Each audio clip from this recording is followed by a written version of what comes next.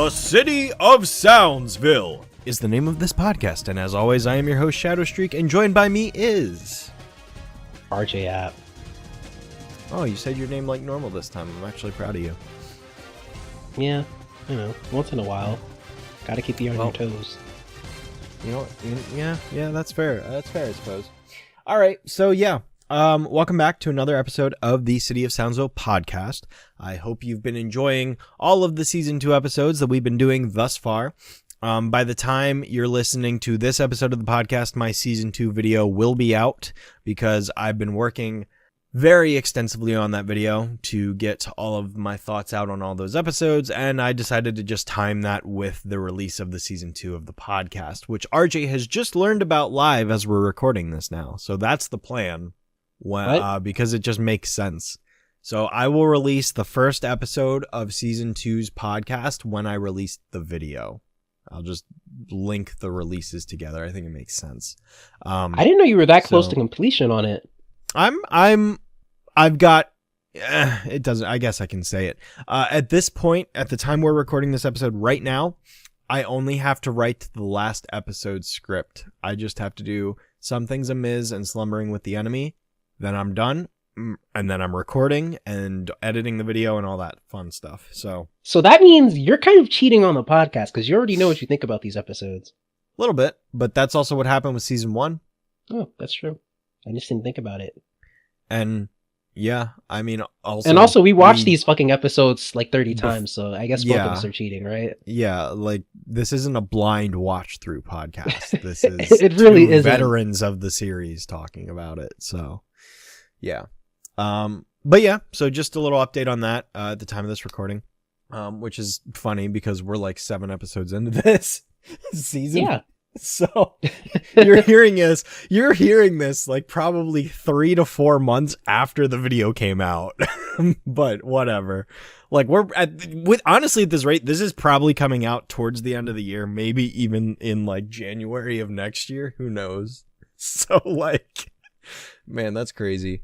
No pace. Well, you guys could listen to other amazing podcasts and come back to us, the grandpas. Yeah, or don't. It's whatever you want to do. No, come back. It's not going to take that much of your time. But you should go watch the video. If you're somehow listening to this before watching the video, go watch the video. I worked really hard on it, even though I haven't worked on it yet. But like, I will have worked hard on it. Anyway, okay, that's besides the point. RJ, do you have anything that you want to talk about during this episode? Well, I had multiple things I wanted to talk about, but I'm not allowed to, You're correct. Deliver so much news in one episode, I was told. So you're correct. You're not allowed to. Let's just talk about Annecy. Save some of it for the next episode.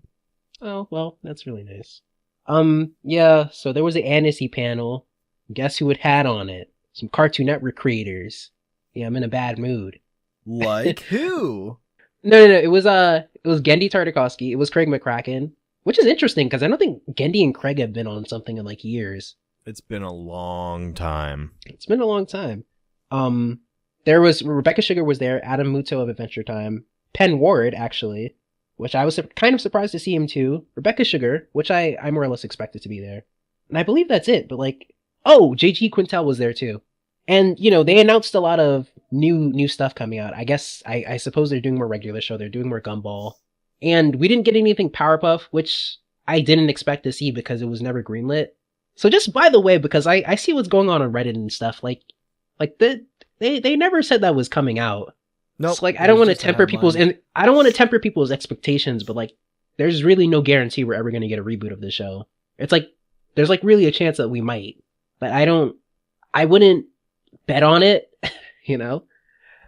But they did announce Craig McCracken's doing this Foster's thing, right? Yes. Which they announced it a while ago. They teased it like a year ago. They teased it, but they showed it animatic at Annecy, which I hope will be released online sometimes, because I would like to see it. So that for sure is, well, I can't even say it's for sure coming out, knowing how things are nowadays, but hopefully it comes out, right? Hopefully all of this stuff comes out. Yeah. But what was interesting is they... Go ahead. Say what you were going to say? No, keep, I'll come back to my opinion. Keep filling us in with the news. Oh, you're so polite. You're welcome. What I thought was interesting though is, they did an article with Deadline too about, the industry then versus now. And they're And basically, how is it different? well, now it's bad. Because it But there wasn't was a bad little bit of before? there was a little bit of optimism though about the future. I know Craig McCracken is particularly optimistic about the future usually. And it was actually, you could actually kind of see like the difference between like, some of the takes of the old timers, because what's funny is they're all sort of old timers now. But like, I guess like, Craig McCracken and Gendy are the OGs of the panel. So Craig was like really excited. He was like, the thing is like, these shows could go on the internet and now we could get like direct feedback from the audio. And then Gendy like pulled back. He's like, but you almost don't want too much feedback. So it's kind of fun to see them push and pull and like, give their opinions on everything. Mm-hmm. Yeah. And they were of course talking about starting off on Dexter. And of course the only really Powerpuff thing is Craig mentioned the whole thing about, the whole story that we all know about the kids rejecting Powerpuff Girls in the focus group. And he said, he knew for the series that he needed to be less artsy for it because Meet Fuzzy Lumpkins is really artsy. Anyways, I recommend everybody watch that. It's fun. Yeah. Can you actually send a link to that? Well, read it because that's what I would like them to release the whole panel, but yeah. Can you send me a link to that article or whatever, wherever you have that though? I sure would thing, like to man. read it. Thank you. The opinion that I withheld is that I don't really care about the Fosters thing. It's made Really? for preschoolers. I don't care. I want to see Blue again. I don't know if I'm gonna watch Look, every episode, but I'm curious because it's Blue's in it. Believe me, it might sound hypocritical because it's like I have my fair share of like preschool related media that like I still hold very near and dear to my heart because I grew up with it, i.e. the Humongous Entertainment games. But I'm not actively seeking out new preschool content. Neither am I. The only thing that brings me back to something like Humongous Entertainment is two things, actually. Nostalgia and appreciation. Because those games were actually phenomenal. And if I do ever have kids, they will definitely grow up on those games. So, just like I did. But, yeah. Are you going to have kids? I'm mostly asking that because it's like know. an inappropriate question for a podcast. It is. The answer is, I don't know. Maybe, maybe not. Come on, think about it. Have some kid shadow. If the economy is going to make it impossible, then no. Come on, just do it for fun. I'm not going to bring human beings into this world if they're only going to suffer through their whole childhood. That would be very selfish. Okay, well, donate them to Goodwill if you don't want them. But, okay, at least all try. right. Whoa. Yeah, this sucks. This No. sucks. This is a sucky way to That was start that was not. I know we've had some bad bits before, RJ, but I think that was the worst one. That's just awful. That was. I don't bad. believe those things, everybody. Good. All right, so moving on, let's talk about this episode's, this podcast episode of the Powerpuff Girls that we're talking about. Season 2, Episode 7, A Very Special Blossom and Daylight Savings. Anyone who knows me already knows how I feel about one of these episodes. Yeah. But not the first one. Way to spoil which one is the one that people would know about, RJ. Whatever. Could have left them guessing. All right, Yeah, well, whatever. We'll get into A Very Special Blossom. So, Very Special Blossom is the first episode of the pairing. And this episode is, surprisingly, a Father's Day episode, technically, because it takes place during Father's Day, which at the time of this recording was a few days ago. How convenient. Yeah. That being said, awesome. in this episode, the Powerpuff Girls and their dad are walking down the street, and the professor's like, "Hey, these golf clubs are really cool. My game would be perfect if I had these babies." And it's said in reverse order. And then the girls are like, "Oh man, if only we could get him those." So they try to make their own, and then they fail, and they realize it, and then they go fight Mojo, and then Blossom sees the golf clubs, and she's like, "I'm gonna steal them," and then she steals them, and then she gives them to the professor, and then the professor goes to play golf with the mayor and he gets arrested, and then he goes to jail, and then Blossom shows up with Mojo and tries to blame him for selling them to her, even though she told her sisters that she found them. And then, found them. And then she admits the truth, and she does community service. And a lot of people hate this episode, and I think they're dumb for hating it because it's not a bad episode. The end. Say it in a nicer way. Okay, they are entitled to their opinion, but I think their opinion is factually incorrect. Well, I mean, this is one of those situations again with like, I understand if you hate this one, But like, I think it I really just understand depends it, on the but I type of person disagree. who you are. I just disagree. I think I think it's an episode that had a lot of jokes in it, and I found most of those jokes funny. Me too. That's number one. Me too. Number two is Blossom sort of deserved what she got in this because like the thing is like she she tried to frame Mojo Jojo and beat him up on Father's Day for no reason. Like she didn't get jail time, she got community service. She has to pick up garbage. Like she'll be okay. Yep. Mm-hmm. It's almost like she did commit crimes that are against the law or something. And the thing is, like, I don't think it's far enough to be out of character, really, either. No, it's not. I think like this is a mistake that you can make. It's a like keyword. It's a mistake. Here's the things to consider. All right, this is the thing that I feel like people get caught up on the wrong thing because like with this episode, it's like one of the biggest criticisms is she's like, she's a child. She shouldn't get in trouble with the law because she's a child. And it's like, okay, she's a superhero. All, children are not exempt from like the law. They can still be tried and stuff. You know, they don't have to be tried as an adult, but like they can still commit crimes and break the law and be punished for that. First of all. Secondly, she did commit crimes. She did steal the golf clubs. She did lie about it. And she did try to frame Mojo. Those are here's the not thing. good things. She deserves to be punished for doing those things. Just because she's a child doesn't mean she's exempt from that. Now, to me, it's not even the stealing. Like, yeah, but she shouldn't be picking up garbage by the side of the road. That's like ridiculous. And I'm like, it's okay. It's a cartoon. I rest my case. Well, that's my real opinion on it. Because like I just like I don't usually get upset when these things happen because I just view it as a funny cartoon. But like, if you take these a little more seriously, I'm not making fun of you. I understand why you wouldn't like this one. I understand it, but like honestly, for me, this is like, and it's like, I don't want to use the word realistic because it's a cartoon about superhero. This isn't realistic. Like that's not the word I'm looking for, but accurate is probably the word I would use because that's how the law works. That's why it's funny. If you don't uphold the law, like we'll talk about the funny stuff and like the other facets of this episode that I really appreciate, but I'm just trying to get the elephant in the room addressed right away. My whole thing is like, if you sit and you say that Blossom didn't deserve X, Y, or Z, you're inherently commenting on the fact that the law should not be upheld, or that like if you're saying Blossom didn't do anything wrong, you're also saying that the law isn't worth following or abiding by. And it's like, don't get me wrong, there's a lot of gray area to this, and like it's not black and white as much as the law likes to be or present itself as being black and white, and it should be black and white, but it's not.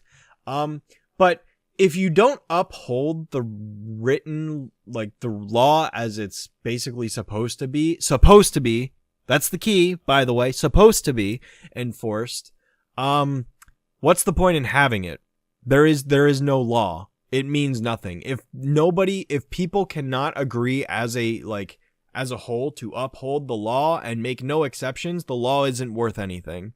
So I just can't agree with that mindset, because then at that point you're basically advocating for there no being the law having exceptions, and then that just completely destroys the entire concept of fairness. Again, I get it doesn't work that way in real life, and there's a lot of nuance, but on principle, I agree with the principle of law, the principle of it, and that's what it should be, and that's how reality really should be, but it's just not. But it's like this episode is also not commenting on the fact that real life law does not abide by what it's supposed to. It's not commenting on that. That's not the conversation this episode wants you to have, and that's not what it's about. So it's like we can sit here and we can sit here and we can like target these straw man arguments toward the episode, but that's not what it's about. The point of the episode is Blossom did something wrong and she got punished for it, and that's absolutely correct. I'm sorry. Like, it's like, I'm not just going to be like, you should not be comfortable with someone. It doesn't matter if they're a child or not, because first of all, if a child doesn't get punished for doing something wrong, they're just going to do it again because they think they can get away with it. And that just leads to more problems down the road. So nipping the problem in the bud is also a good thing. But like, she stole $2,000 worth of like inventory from a company. Like, you can sit and you can think, oh, she did this really sweet thing for her father. She stole that person that owned those clubs that was trying to sell them just lost whatever they spent to buy it to resell it. Like, that's not fair to them. Like, yeah, as much as we can dump on like capitalism and businesses and whatever, it's like, that's not the point of the episode, and it's not something to really focus on, but like it is morally incorrect because it is still stealing, you know? And it's not like it's a Robin Hood situation where Blossom's doing it for the greater good. She's stealing for a selfish reason. She wants to outshine her sisters and give her father the best gift and give none of them credit for it, which is inherently selfish and another thing she's guilty for. Like, there's so many things Blossom does wrong in this episode that she deserves to face repercussion for. To me, it's not the stealing. It's like it's more like framing Mojo. Like that is doubling down. And to be honest, do we know how sorry she actually was? Because she was kind of hamming it up there too. She was lying like crazy throughout the episode. She was, but I'm even talking about like during the apology, like she's like, "That's what drove me to crime," which is a line I love, by the way. I think that's very funny. Yeah, it's like she's clearly in the wrong. She is guilty. Why get hung up on the fact that she got punished for that? Like, who cares? Like, honestly, like, who cares what the punishment is? The point is she deserves punishment. Whether it's community service picking up trash or she gets thrown in a cell, it's like, you're not supposed to fixate on what the punishment is. It's the fact that she got punished at all. That's the point. I mean, like... Yeah, but, like, that is letting her off easy. Yeah, but... And, like, it's like... Maybe, but some people think the punishment's too harsh. I think it's like, that's a pretty easy punishment. I mean, what do the girls do? I mean, the girls literally do community service. That's what they do. That is their hobby. Their hobby is community service. Them saving the day, that is community service. Okay, she's picking up trash by, like, a highway. Okay, the Powerpuff Girls could get a call to go do that normally anyways. Like, it's not even that extreme of a punishment. It's not like she's sitting in a cell for the next 10 years of her life. Like, chill. But then, like, of course, like the thing is, like, no matter how much, like, debating or, like discourse we have over this, like, it's like, I don't think it's going to change anybody's opinion on the episode. You either like this one or you don't, because some people, I understand, you just watch TV to, like, there's characters that you like and you want to see good things happen to them. Like, I understand that, like, you know, anything that goes against that is not as fun to watch or might even make you uncomfortable, but, I personally, I mostly become the expective. I just like cartoons and jokes, so I don't really care when stuff like this happens to characters, but like, I understand it. I get it. This is like, we're going to talk, this is kind of a controversial half hour as a whole, but like, I'm not going to spoil what I think about the next episode, but this one, I always liked this one. Yeah. And I guess, okay, well, let's get into some of the other stuff, I guess. The title is perfect, by the way. I think what a great title. Yep. Like, you know, a very special episode, but there's a sitcom, there was a sitcom in the 90s named Blossom, and like, that had a lot of special episodes. In fact, that was probably the most notorious for special episodes. That show was kind of obscure now, but like... Yep. Yeah, you know, it's about a teenage girl, a ton of very special episodes. I can't really remember much of it. I never watched it. The lead is that woman in the Big Bang Theory, yeah, I don't really have opinions on that show because I haven't seen it in years. Yeah, I never watched it. Like I said, they used to air reruns on ABC Family, but I do not remember it at all. But yeah, like, you know, sort of relevant when the show came out, somewhat. I think Blossom was already off the air at this point, but that's just a very funny title. It's like it's right there. Yep, and I mean, and also it alludes to the very special episode concept, so it's like, you know. And it is. I mean, it basically is an episode about it. And it's like it's obviously a Powerpuff Girls like way of doing it. Like you know, if they have like quote unquote morals, they're always gonna do it in like some absurd or like sort of ironic way. But the law is the law. Yeah, the law is the law. Which is, by the way, it's just like, I'm sorry, that's just a funny punchline.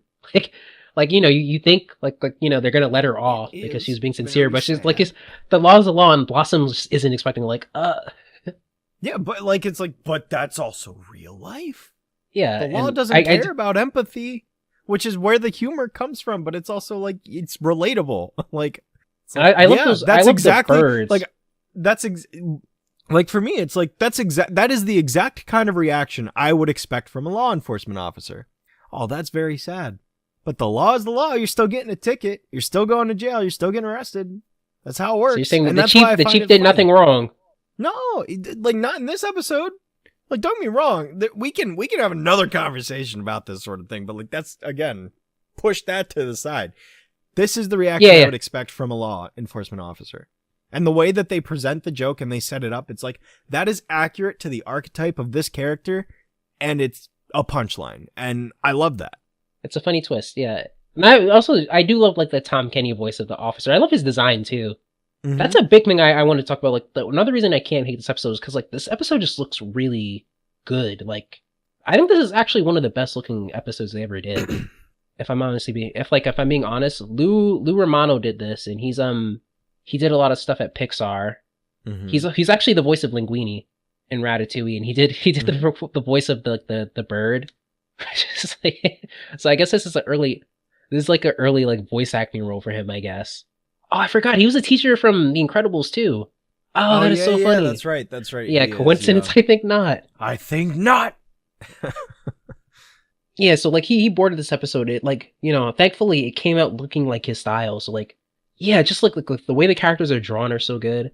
And he also did he did color keys for these too. Like a lot of his concepts are on his like old blog, so you could see like a lot of he did them for a few more episodes. But this episode looks particularly good because he did color keys for it and he storyboarded it. But so it's kind of like his masterpiece. Mhm. It just looks like so good. Like there's color choices that are even more ambitious than the other episodes. Like the beginning starts out with this like I don't know, this like amazing green. There's like these like really nice looking browns. Just like unusual color choices, but like just really good. Yeah, the color choices that always stick out to me is like the sunset stuff. Like when they're cleaning up after the fight with Mojo. I was looking for a model ship to build. When they're like Which is cleaning just up so the childish. mess or whatever. Yeah, right. I love that. But when they're like cleaning up the mess and like it's kind of shaded in like a lot of orange and brown, but it's not like a typical like dull bland orange and brown. It's like a very like warm, like almost burnt but not quite orange and brown. Yeah, and it's then, like a what lot is of like the shading effects. burnt umber? I think that's the color. Yes. Yeah, and then Yeah, it's that's like it. But there's, like, that's the hard shots for of, artists to like- pull off though. And it's like the shot of like when Blossom picks up the clubs and flies out and it's like a silhouette. Like just like that whole scene and setting has got like a very like it's like toasty. Like toasty is maybe a word I would use. It's like toast. Yeah, You know? exactly. Yeah, it's warm. Or like yeah, a it's burnt warm. coffee almost, you know? It's like a warm burnt coffee type feeling is kind of like It's the genuinely visual impressive, vibe. and the reason I say it's more than other shows too, because like they kind of, I guess it's color scripting. They don't usually do this on TV shows. I mean, now they might do it more, but like they're actually like, that's not just like random color schemes, but they're actually like tracking the episode basically by color. Mhm. So like the beginning starts out another way, and it kind of changes like subtly, like depending on mood throughout the episode. So like there's just a lot of care into the look of this one, which is funny because it's like it's not a well liked episode, but it's like Yeah. some of the best facial expressions are in here too. There's a lot of amazing drawings of the professor in this one. Mhm. Like when he has to eat liver and onions, Yeah. I guess he just lied about liking them. Yeah, that was always weird. It's like he alludes to it and then he's like reality sets in and it's like I don't know. I feel like there was a joke there that was supposed to call back. I feel like that could have been maybe a little bit better, but They could have set that up a little bit better. I think the setup could have been better, but like I think I get what they were going for with it. I mean, I don't know. Maybe if there was a scene where he tried to get them to eat liver and onions and talk about how great they were. Yeah. Because it's like the only time it's alluded to in the beginning sequence when they're walking down the street is it's like in passing. Yeah, but the professor in general, the voice acting in this episode is so funny. Like, he's just like so imperfect in this. Like, I love him freaking out over the golf clubs. Oh yeah. It's like one of like the best Tom Kane performances. Mhm. He's like, I have a game today with the mayor, and I'm gonna win with these babies. Like, Yeah, it's like pretty just the crazy. expressions and like the voice acting together. Like, and yes, I'm gonna go try these beauties out. He sings like Me For. That's another thing I love. Yeah, it's a golf pun. Haha. Yeah, Me Get it? For. It's a golf pun. Haha. But yeah. There's also I do love the him crying when he doesn't get the golf club. Oh yeah. It's like him like staggering, like it's just like like the animation is so perfect on it. Even the beginning, like he's trying to remember their gifts, which are kind of crappy because like they're 5. Crayon drawings. He's like Yeah. crayon drawing. He almost forgets buttercups, like Yeah. And yeah, of course, I like the Happy's Father's Day thing. Mm-hmm. That might be, I guess that's the best joke. There's a lot of good jokes in this. There is, yeah. We didn't talk about there are. $2,000. $2,000. Which, like, I'm gonna be honest. The girls deserve more than $2,000. Like, They do. Like, for what that's they not, do. Come on now, Mayor, it's you're like a cheapskate. later. He's like, you can't even give them a piece of candy. Well, he I wanted will to say get it's them cute that he cookies, offered didn't he? cookies. Yeah, That's cute. But, and also the line, "I'm no sugar daddy I'm anymore." no sugar daddy. Those days There's are some over. there's some like jokes that kind of allude to the mayor's past, which I always think are funny throughout the show. Mm-hmm. No sugar daddy anymore is such a funny line. Yeah, which Like, always Miss makes Bellum's it one kind of of those trying- top 10 adult joke compilations. Does this one? Yeah, it does. It's kind of an underrated one. I've seen it go around sometimes, I guess. Yeah, but no, it is a funny joke, even if it's a little weird. And I like Blossom Rap's mojo, but like visually he's just like this pill shape. Mm-hmm. And I like she just tosses it into like Blossom and Buttercup as not Blossom and Buttercup, I'm sorry. Bubbles and Buttercup. Bubbles. What a fan. Yeah, a fake. And fan. he fake fan. he throws it into like the police chief and the mayor, and they just like bowling balls. I think like yeah. Yeah, like I don't know. I'm sorry. I find this highly amusing. Yeah, I think it's fun. Which is why this is interesting, because like, you know, I would at least like to say like, you know, that it's like give it points off or something, but like I'm honestly like thoroughly entertained by this, unfortunately. I also think I'm it's sorry to cool say that- I enjoy this a lot.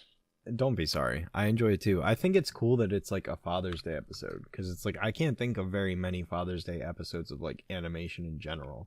Like, it's not really something that you would typically set like a story around, which I think makes it unique. Is like And it's kind of like a joke that like it's a idea. joke in society that nobody cares about Father's Day. I remember there's like a Everybody Yeah. Hates Chris episode where like they're like they do Mother's Day versus Father's Day, and like the restaurants just don't care about Father's Day. Well, and that's honestly, I mean, it's kind of true. I mean, that's how It's it's kinda always true. sort of felt. Like, no one cares. Like, that's what it seems like. It's the general vibe, at least in pop culture. That's the vibe. Well, a lot of Obviously, dads on a suck, but personal the presser level, I doesn't. care. Well, a lot of moms suck too, but people don't. A lot of really moms admit suck that. too. Yeah. How about that?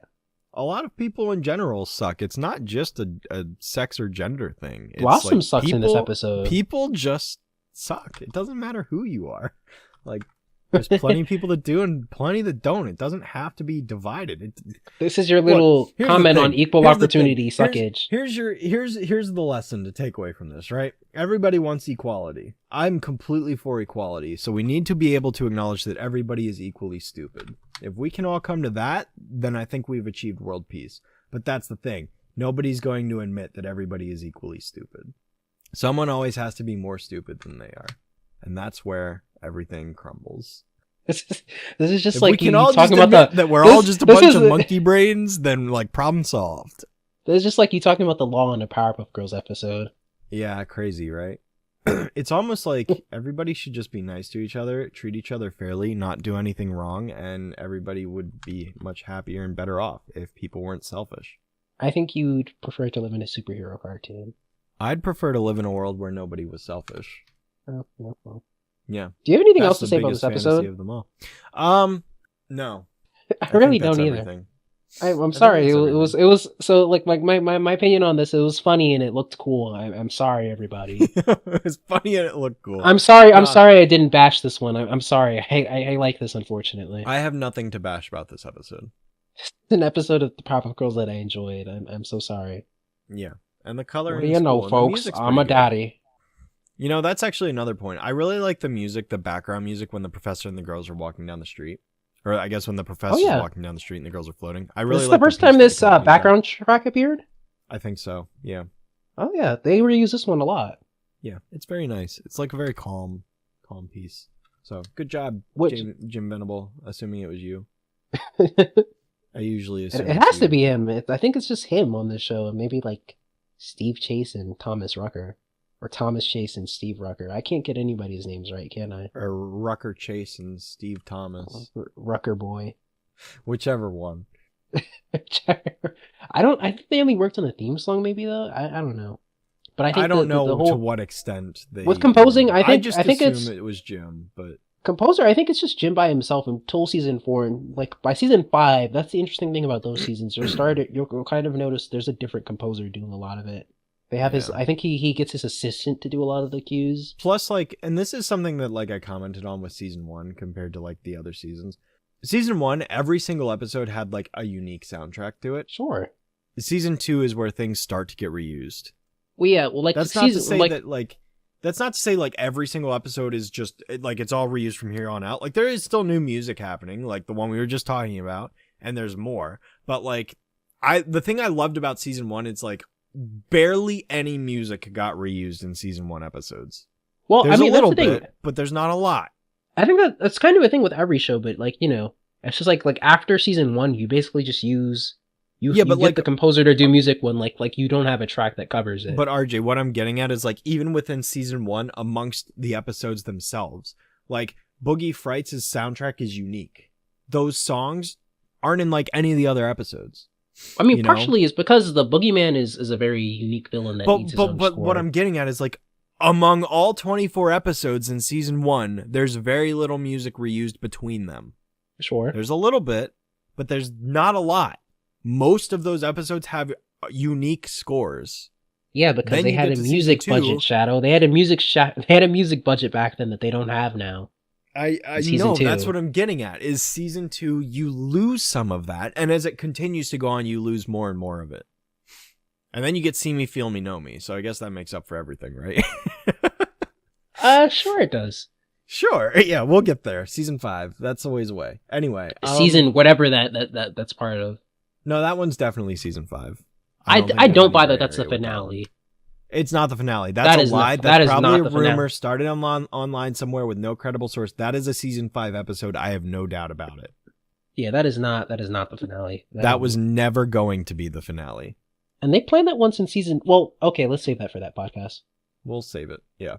Daylight savings. all right. Daylight savings. So daylight savings. let's move on from a very special blossom to Daylight Savings. Daylight Savings is hands down, without question, the worst episode of the first 4 seasons of the show. Fight me IRL. I hate this episode. I wouldn't say I hate this episode. I hate Miss Keen in this episode. This episode as a whole, not very enjoyable, Okay. not funny, not interesting. Whoa. Yeah, we're getting into it. So, the plot synopsis for this episode is Miss Keen is a selfish teacher who doesn't care about anybody else in the entire city of Townsville and would rather her 3 students sit down and read a book and go to bed at 7:30 than save the lives of countless individuals because she's terrible and self-centered. I hate her in this episode. Yeah. Okay, That's so the here's how this synopsis. works. Just get out everything you're angry about first. Because like I can't stop No, you mid rant. We'll get there. We'll get there. The real synopsis of this episode is that the Powerpuff Girls are staying out too late fighting crime a lot, and it's causing them to fall into a lack of sleep on a consistent basis. So their sleep deprivation is causing them to fall behind in school. And so Miss Keen calls the professor into a parent-teacher conference, and she's like, school is a bigger responsibility than saving the day. And so the professor's like, all right, we're giving them a curfew of 7:30, and then the episode showcases how stupid of an idea this is because the whole town burns up in flames and gets invaded by aliens, and how all the villains go run amok, and there's even a parade of all of them marching out front the girls' door, and there's nothing they can do because they're stuck inside for this stupid curfew that the girls realize is also stupid, and the professor kind of acknowledges that it's stupid but still enforces it anyways because he's stupid. And then he realizes, oh, it's actually only 6:40 in the 6:42 or whatever. Wow, that means they can go save the day, even though the problem just comes back in another 40 minutes. But that's an unresolved plot point that doesn't have any conclusion behind it. So yeah, that's how the episode ends. It's terrible. It's flat out. This is the only bad episode of the first 4 seasons. Like there's other episodes I may not like, or I think are mid, or bland, or dull. But like this is the only episode I can actually just say flat out. Like this is actually a thoughtless episode that was not that this needed 3 more drafts. Like it's not good. It's not good. It's not. It's a bad episode. So you This see, is the one we're at least episode we're that keeps bashing me- at least one of them. Yes, this is the one episode that keeps me from being able to say, I have very little bad things to say about the first 4 seasons of the show. This is the one blemish. This episode is the one that prevents me from being able to say it's got a pretty clean record. Nope.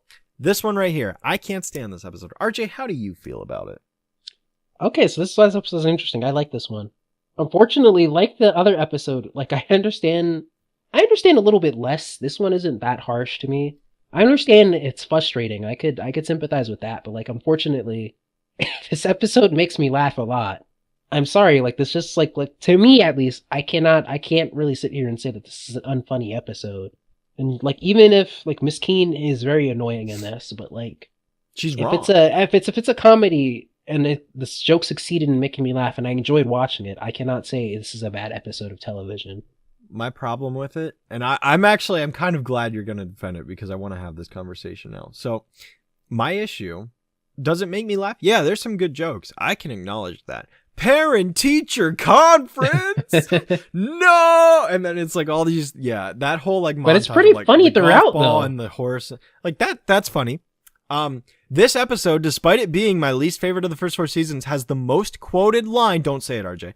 My most quoted line of the entire show comes from this episode. I say this line on a regular basis to everybody in my life, and nobody knows what I'm talking about. Granted, I cut out the last part, but I say, that am true. That am true, Miss So Keene. funny. And like That the am facial true. expression that goes along with it too. Yes. But like it it's kind my of most quoted line. That am true. That am One of true, the reason RJ. it sticks out though is because like I guess like that's what's interesting about it is like, you know, it's like the episode basically commenting that like this episode, like, you know, Miss Keene is stupid and this whole premise is really dumb, which is either either you watch it and you laugh at how stupid this whole and annoying this whole premise is, or you just say, why did they make this one in the first place?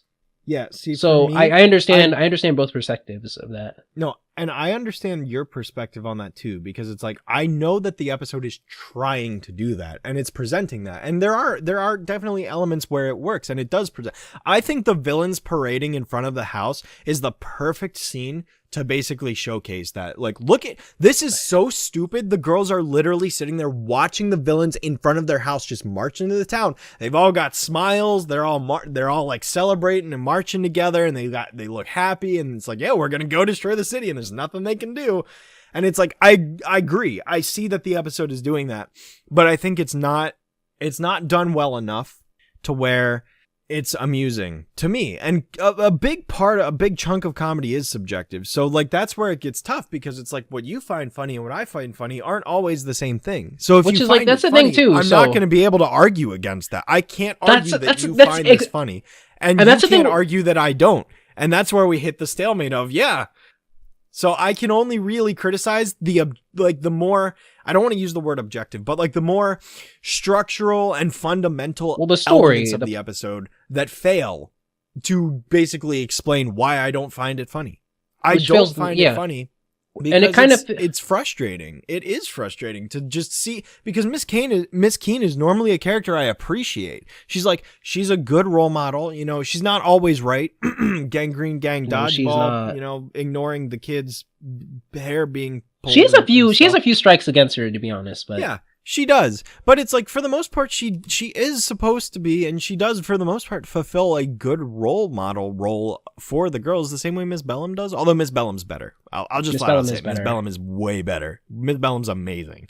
Miss Keene wishes she could be Miss Bellum. But regardless, like there's a lot of good moments of like, you know, Miss Keene, she does care about them. She does care for their well-being, and that is driving. How about this? Miss Bellum actually cares about the safety of the town. Yes. She cares about the greater good. She's not just sitting here like, education is a bigger responsibility. That's my Miss Keene voice. You're welcome. No, it's actually not.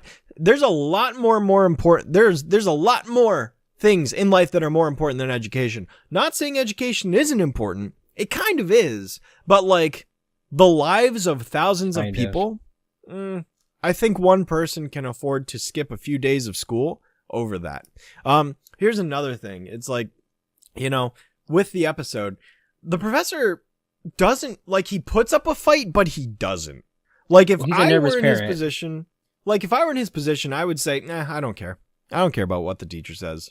And it's like, that's a problem in and of itself, because it's like, that just leads to the whole thing of like a crisis. And I speak from experience, not for myself, but from a very close friend of mine and family members who are all involved with the American education system know that there's a lot of parents out there that aren't willing to actually parent their children, and they fight back against teachers, and it makes teachers' lives miserable and blah, blah, blah, blah, blah. And it's like, this episode supports that, and I don't like that because that's not the point, and that's not a conclusion to draw from, like, to ever draw.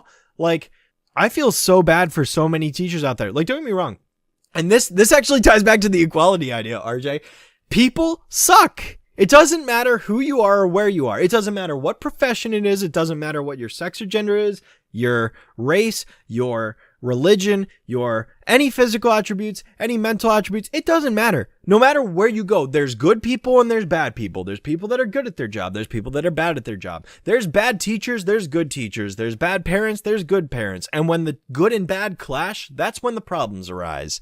Or when bad and bad clash, that's when worse problems arise. Only when good and good equal each other and meet each other halfway do things really, work out without any sort of conflicts or issues. And so the fact that the professor basically fails as a dad here is disappointing to me, because it's like, he's such a good dad in so many episodes, and this is one where he really should be sticking up for his children against Miss Keene instead of just succumbing to it. I can't agree with that from like a character standpoint. Like, humor doesn't override that for me. Like, there's a lot of moments where like the professor does a thing a parent would do, like, for example, crayon drawings. Yeah. He's like, he goes along with it. You can clearly tell he doesn't remember. He didn't like find value in the item itself. But as he then explains, I cherished that you did this for me and that you made it for me. That's the thing. There is no moment like that in this episode where he's like, he has any sort of epiphany or revelation. And again, the main thing that I really just makes this unsatisfying is it doesn't even conclude in a way that makes me go, okay, you know what? The road was a little bumpy, but at least it kind of ended in a satisfying way. And this isn't like an issue where it's like it's a moral conundrum of Rainbow the Clown. Do you morally agree that Rainbow should have been beat up? Yes or no? Like, there's no debate here. The fact of the matter is, it is objective. In 40 minutes, the problem comes back. It's not resolved, and there's no circumstance that works around it. It's not a satisfying conclusion. The episode just ends without concluding. It's like, oh, they're going to go save the day, and then the villains come back in 40 minutes, and now the problem's back, and then we just move on, pretend it never happened. Like, there is nothing there. And it's like, it doesn't even end with like, and I can't believe I'm saying this, but it doesn't even end in like a status quo is God sort of way where everything just, it just works out and goes back to normal. Like another episode we'll talk about. It just leaves, it just go save the day. Oh, everything's fine. And now we're just gonna pretend nothing else like is gonna happen. Like, time just stopped, I guess. I don't know. It's unsatisfying. It's like, what am I supposed to draw from this? Anything? Like, do I draw anything from it? No, I'm just not happy. I'm not happy. I don't know. I laugh at a couple things. There are a couple jokes in here, but like, I do value the writing of this show, and I do value a lot of the stories that it tells. Even if they are condensed to 11 minutes, it's like, there's a lot of exciting stories. There's a lot of eventful character arcs. I love Bubble Vicious. I love the Bear Facts. I love Ice Sore. All three of these episodes, I don't just love them because they're funny. I love the stories that they tell. I love the way that they're told, and those are just three examples. I love Peach Fuzz's story. I think that's a hilarious concept. That concept doesn't make me miserable, despite the fact that, like, it is pretty much just messed up that all these people are like, we're just going to vote for this fuzzy guy. And like, I feel bad for the mayor, but like, it's fun and it works out and it's not frustrating and it ends in a satisfying, fun way. This isn't a fun conclusion. This is the professor sits in front of the TV and he looks and is like, oh, it's 6:42. Them's my girls. And then he literally is like, oh, okay. I like his freak out. I like when he runs up, grabs the girls and just chucks them out the window. I think that, like, he flips the mattress and then chucks them out the window. That's funny, but it's not satisfying and it doesn't resolve anything. It's just like, lame. It's just not. Yeah, that's what it is. That's my issue with it. So there, I got my rant off. RJ, I did it. I got it out. It's out of my system. It's done. Yeah, there. We're done. So like your perspective is just the story doesn't make sense, which like the story kind of doesn't make a lot of sense. And my opinion is I still enjoyed the But ride. it's not the fact that it doesn't make sense. It's the fact that it's unsatisfying and it doesn't conclude. Do you wish Miss Keene would have showed up again? Yeah, I would have liked Maybe it if Miss admitted King that got she it was shoved in wrong. her face how wrong she was. That would have been satisfying, because that's just left unresolved too. That's just left. It's like, Would you say ironically does the Miss episode Keene with- learn from this? Does she just no? Like, because we don't see her again? Yeah. what was your question? You, What was your would question? you argue the episode? What is that episode? I don't remember the episode's name now. With Mr. and Mrs. Practice resolved it better. Girls Gone Mild? Yeah. Yes, Girls Gone Wild. Yes, actually, yes. I would. Ironically, yes. Unironically, She did it better a little. unironically, despite the fact that that episode is slow as molasses and painfully boring, it does ultimately resolve with a conclusion. Even if it's like that episode should only be 3 minutes long, like, It's a very similar it idea. resolves. The conflict is resolved. To me, it's like, if you're gonna write a story where there is conflict and the conflict is not resolved, and the point of the story is the conflict is not resolved, like if you're making some commentary on like the cycle of humanity and war or something, like, oh, it's a cycle, it never ends, like that in and of itself is a conclusion. Though this episode draws no conclusion. This episode, that's what makes it poor in my eyes. Every other episode of this show, there is a conclusion, whether that is like within the episode itself or a conclusion for the audience to draw. You know, there is no conclusion that I draw from this other than I did not like this because it sucked for all these reasons. And that's not the conclusion that is like should be intended. It's like if it's written in a way that it's like, this is supposed to make you upset, it's like, I would say it succeeded, but I know that that's not the intent of the episode. That's not what the Powerpuff Girls is not some auteur film that's supposed to comment or make you feel a certain way or do this or that or what. Like, that's not, the way you talk about it, you would think it was.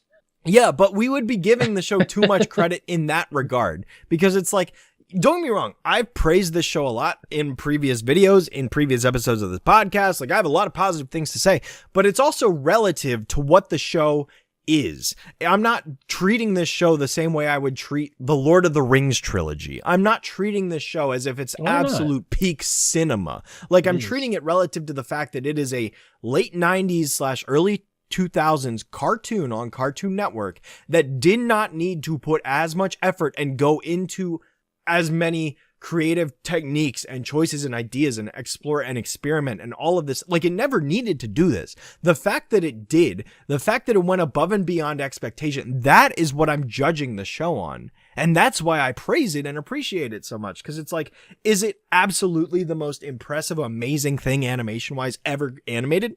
No. But relatively speaking, it does a lot of impressive things and a lot of unique things that, granted, I haven't seen every piece of animation ever created, but a lot of things that I can't think of another example of. Let's go back to the bare facts. There's another episode in season 3 that gets praised. There's an episode later in season 2 that, admittedly, outside of adult cartoons, I've never seen another kids cartoon really do in the way that this show does. We'll get there. You know, there's a lot of things that makes this show unique and impressive, and Daylight Savings is not any of that. It's not any of that at all. And that's why it's disappointing. And it's why it's disappointing. And part of the reason why I just dislike this episode. It's just not a pleasant watch. Like, there's a couple moments that make me joke. I do like all the time puns that the narrator throws out at the beginning. Those are amusing. You know, and it's like the first part of the episode's fun. And I feel this way about another episode we'll be getting to very soon. That the first couple minutes is the best part, and then it just goes downhill. But I'm yeah, interested to know which one you're talking about. Yeah, I'm not letting on which one that is until we get to it. I could guess. I have same with the video. Wait, is this in season 2? It's in season 2. I'm not going to say anything Oh, more. I never could guess. publicly come out and said which episode it is. I want to hear you know what? Give the guess. Let Mojob? the audience know. And then we'll get there. Which one? It's Mojob. Okay, that's your guess. That's that. All right, You're not going to give lock me it any leeway? No. When we get to What? the episode, I'll say which one it is. We're not there. It has to be that one. Maybe. Or Cover Up. Maybe. No. I'm going with Mojab. Okay. Okay. It's not I'm Cootie not gonna Grass. say. Maybe. Not Cootie Maybe it Grass. is. Maybe it It's is. Mojab. Maybe it is. Maybe it is. Really? Maybe it's not. Okay. All right. Well, I'm done with this, sir. You'll find out when we get to the episode. But until we get to it, yeah.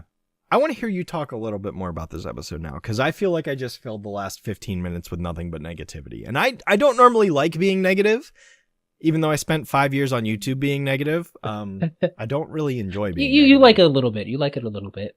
I like it a teeny tiny bit, but really teeny it's just tiny a couple bit. moments. The parent-teacher conference and That Am True, Miss Keen are like the best parts.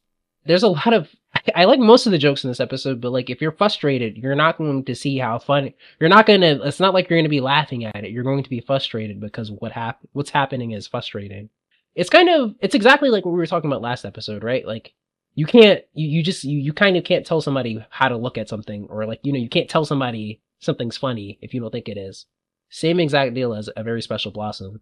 Yeah, comedy is probably the number one subjective thing you. And I think there's really maybe like of. there's maybe 2 or 3 more episodes like this, I would say, that have this type of reaction to it. Yeah, Which but we'll, those get ones to. have conclusions. I think those Not to- ones not I think to those ones linger are a on little that, bit more but- well liked, but Yeah, and it's like I know exactly. I can think 3 episodes actually popped into my head of what you're referring to there, and all 3 of the ones that popped in my head have conclusions to arrive at. yeah, you know what I'm talking about. Whether though. you know- agree know with which them or ones not, that's a different thing. But I'm sure yeah. you know exactly which ones I'm talking about. But I know which ones you're talking there's about. a lot of good color in this one too. Yeah, I do kind of like. I like when they're flipping through the different news stations and like everything's a different shot of Townsville in a different color scheme because something's happening to it, like the aliens invading versus the city being on fire. That's Right. cool. I do like And I do like the sunset like the setting of the march where it's sunset. It is visually stimulating. For jokes, man, oh man, I mean, of course, I do like the beginning sequence, like you said. The Yeah. time puns were amusing. I don't know why, but I particularly find it satisfying when Bubbles throws that alien into like their spaceship and like winds it out. Mm-hmm. I don't know why. I love the first school joke. What do you think about that one? Where the parents are running out of the room crying. No. The where Miss Keen is doing her like little lesson. I think that's Oh, one of the most yeah. underrated jokes in the series. Where it's like, this is a dog and this is a ball, and then she pulls out this like detailed like blueprint, and it's like a 4-strung internal combustion engine. Combustion engine. Yeah. Yeah. So I love that. Mm. The parent teacher conference thing is, I like that whole sequence is good, even though yes, it's the beginning of everybody's frustration, I suppose. And I guess like Miss Keen Well, isn't. not only that, and let me Miss actually, Keen isn't because usually you- like portrayed as being scary. Yeah, and it's like I guess that's another thing. It's like it's the concept of the parent-teacher conference that's like meant to be the joke, and it's like I get Sure. that. I mean, I'm not even a parent, but I get the joke. But the other thing, actually, the drawn out minute of nothing, it's not funny. It's not. Of the professor and Miss Keen just sitting there and she's writing on her clipboard, it's not funny. It's just filler. It feels like filler. I can't believe I'm saying that, but I am. It feels like filler. I didn't think it was that long. He just sits there and nothing happens. Well, it And sits then there so bumps he the can set up the table, and then punchline. Nothing happens. I didn't do it. Yeah, but it's like we already know he's gonna have that reaction based on everything else going into it. So we could have just cut out the nothing. Like there's other jokes in the show that do the same joke. The mayor literally wakes up one time and he's like, "My life is a lie." Like like that happens too. But like in that episode, I believe it was Mommy Fearest. It's literally like the professor opens the door, says, "Hey, Mayor," and then he goes, "My life is a lie," and it's like 3 seconds. It doesn't sit there and we don't just watch nothing happen. And it's not like the Bare Facts where it's like, "Oh, Shadow, you praised the Bare Facts for having 70 straight seconds of nothing on screen." Yeah, because they manipulated the audio. They told you a story through audio. There was something else happening that was supposed to draw your attention. There is no like auditory effect happening in this sequence that you're meant to fixate on. You're literally just watching nothing happen. Sure, but I actually I do like that scene. I don't think it went on that long. I like the other parts of it. I don't like that. I think that time could have been spent having Miss Keen realize she was wrong. That would have been cool. Well, maybe if they did a scene like that at the end, but she doesn't show up again. Yeah, because the episode doesn't conclude. All right. So you I'll see, stop I'm being I'm broken record no, on that. I'm compromising a little. I'm compromising a little. So like I like it, but I'll say it sucks a little bit, even though I still like it. Yeah. And there's nothing wrong with liking something that isn't good. I like Shadow the Hedgehog 2005. Well, I think it is good. Have you played that game? No. I'm talking about Or are the you episode. talking about the episode? Oh. Yeah, well. I haven't. I'm not that up on Sonic, actually. Okay, I didn't think you were, which is why that surprised me. But, like, you know, there are bad video games out there that I still like. There's bad movies. I like the Star Wars prequel trilogy, and I can admit those aren't good movies. Shadow, don't worry, because we're gonna have this exact conversation about liking things that are. It's okay to like things that are bad whenever we talk about the spin-off versions of this show. Yeah, we'll get there. Just saying, like, you know, you're allowed to like something, but like, you still shouldn't. You know, it might be bad. It's more impressive to me. It's more impressive and respectable to me if you can flat out say, this isn't good, but I like it. That's it. That's all you have to do. I infinitely There's like, you know, respect we you. all like movies that are bad. Hey, man, like, you know, that's awesome. The fact that you can admit that you're like, yeah, this thing ain't perfect. It's got flaws. This thing sucks even, but I like it. That's like respect. Absolutely. I'm absolutely sure there's like, am totally vibing with you on this. That's it. You know, I'm sure. But when you're going to sit here and you're going to try to defend something as being like, this is like the greatest thing ever, and like, I won't stand for you insulting it. I won't stand for blah, you blah, insulting it. It's like, it's actually good in Europe. Like that. That's how we talk about. That's how we. It's like, I'm making fun of you. I'm making fun of you. You're pathetic. Come on. My thing is like that. Like, that's how discourse is a lot of the times now. Like you know, something that's greeted around bad. And usually it's what happens when like they might be bad movies that younger people watch when they were kids and have nostalgia for, and they're just like, you were actually just stupid and this was good the whole time. It's like no, like why is like, no. You know, discourse doesn't like that. That's just a stupid way of having discourse. It's like, no, like it wasn't good, but you could still like it. That's really it. Yeah. Like, you know, we all like movies or TV shows that are objectively like bad. The prequel, like, you know, that's fine. Is a very easy one to go for. Wait, what happened? Prequel trilogy. The Star Wars prequel. Yeah, exactly. Trilogy. You could like that. It's a very easy one to point to. You can enjoy watching it. A lot of people like those movies, but if you're gonna sit here and say that they're like incredible masterpieces, you're kidding yourself. Yeah, exactly. So why kid yourself? That's the only thing. Is like why kid anybody or like fight people on it? It's just like you just like something that's just not that great, which is like that is totally fine. Take it on the cheek. Just take it on the cheek. That's all you gotta do. Just be like, yeah, it's not great, but I like it. Cool. I respect you. No need to fight. No need to argue. No need to get defensive or offensive. Like here's like I probably liked the movie Shark Tale when I was a kid. I mean, I don't remember anything of this movie. I can't tell you anything about it in recent memory, but I'm sure I liked watching it. But just because I liked watching it when I was 5, I'm not going to sit here and like yell at people online for saying it's a bad movie, because it likely is. But that's a conversation. I don't really remember it, but like for me, it's like, you know, one movie I liked a lot as a kid. I liked Madagascar 1. I still say Madagascar 1's my favorite of the trilogy. I've never even seen 3 for what it's worth though. But like, I really liked Madagascar 1 a lot. And a lot of people, the common opinion is like, Madagascar 1's not that great of a movie. And I'm like, really? I guess it's not. But I like it. And that's what I say. I guess it's not that great, but I like it. I mean, I wouldn't sit and say it's the best DreamWorks movie. I wouldn't. It doesn't even come close. What is the best? There's other DreamWorks movies that are better. I mean, for me, honestly, like Shrek 1 is probably my favorite DreamWorks movie. Like, I'm not a big Shrek guy. Yeah. I would say it's the original Shrek, probably. Another one that's high on my list, and it's probably just because of the childhood thing, Over the Hedge. That's a movie that like a lot of people either forget about or like are like, it is kind of not that great, but it's like my sister was my sister was crazy about that movie. So I've seen it a number of times. If somebody gives it a bad review, are you going to yell at them and tell them like they're No, I'm going to be like, you're exactly. probably right. I mean, when I sit back and I think about like DreamWorks, it's like, no, most of those movies is far from their magnum opus. Like, no, that's fine. You don't like it? Cool. I do like it a little bit, you know, enough. I like it. But I'm not going to sit here and I'm going to like lose my mind and say, how dare you hate Over the Hedge? Over the Hedge is the best movie DreamWorks has ever made. Like, I'm not going to do that. I'm just like, come on, get over yourself. Well, this conversation has been started because of reaction to like one or two very specific shows and fans of said shows. They're very few that they are, but you know, anyways, let's talk about let's go back to daylight savings. Yeah. I mean, it all ties in. I mean, It does, but but we know we yeah, know I what mean, shows we're really talking about. yeah. Do you have any more thoughts on daylight savings you wanted to share? Not really thoughts, but I like the sequence with Mojo turning the town into cheese. Mm-hmm. It's a funny and dumb sequence. And I like the Yeah. girls getting to act like kids and like saying, "We've got school in the morning." Yeah. Yeah. And it's just it is kind of funny that like how much like Townsville is like being destroyed in this episode. Like the It's destruction. excessive. I love the hop And aboard the it's Greenlight Express thing. hyperbolic. I do like some of the professor. They do some gags with the professor and the girls trying to get out. Mm-hmm.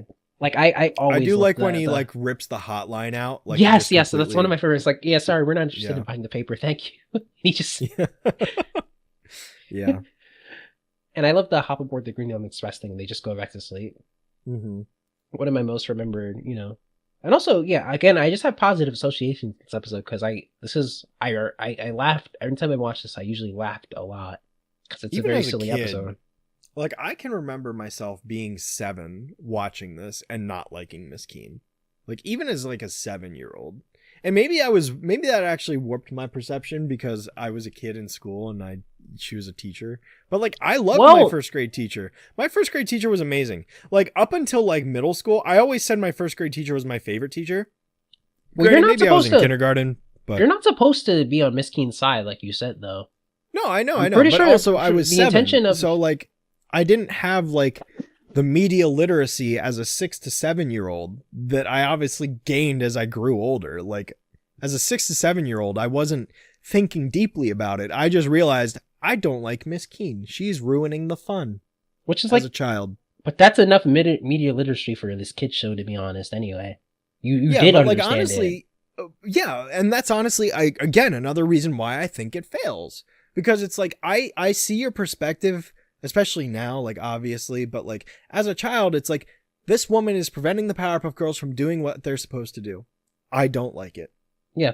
And honestly, like that to me, if it failed to, like, it's one thing if my opinion changes as I grow older and I gain a new perspective and I have a more mature outlook or I have a bigger picture or whatever. But it's like if I'm sitting as a kid and I'm not liking the episode, like that to me signifies failure. Which, I mean, you're not alone on not liking this one as a kid, but I did enjoy this on the kid. It's just like, so really, I guess the other things I have to say is I enjoy the ending sequence as like fun, at least, even if I understand that you don't find it satisfying. I do like the different channels of Townsville's being evaded. It's like, Townsville's on fire. The professor's overreaction. I like, Benjamin Franklin being credited for daylight savings. I just think that's a funny day saved gag. I'm glad you like that. I'm glad you like that. That's fun. I do like that. It is fun. And that's awesome. That's all I have to say about this one, I guess. I was really looking forward to having this one though. Yeah. It's a satisfying one to talk about. Yeah. I'm also glad to have had the conversation, so that way it wasn't just both. It's like every time you like hinted at doing this episode, I was like literally just like rubbing my hands together. Well, I'm rubbing my hands together for the one episode that you are you're wondering about when we get to. I think it's the next one, but we'll find out. Maybe. We will find out. All right. Well, then I guess that's going to do it for this this episode of the podcast. So we'll go ahead and wrap things up now. That being said, next episode, we're going to be talking about season 2, episode 8, which consists of Hang on. I want to make sure I get it right. Mojob and Pet Feud. I knew it was Mojob, but I didn't remember if it was Pet Feud or another episode that was connected. So, that being said, we're going to go ahead and talk about those episodes in the next podcast. So feel free to keep an eye on for that. As always, check out our show on Spotify or YouTube. That's where we are. RJ, you ever going to put this on Apple? No. Okay. I guess it's just not happening, guys. Sorry. So it's not going to be on Apple, I guess, because RJ's too lazy to do it. But yeah, and feel free to check out, my YouTube. I do have a Blue Sky. RJ, do you have any updated links, or do you still use the ones on the site formerly known as Twitter? I still use the ones. Okay. Not So very yeah, you active can as check of out recent. RJ there. And yeah, other than that, I guess we'll see you guys in the next episode. Once again, the day is saved, thanks to the Powerpuff Girls. Well, two of them at least.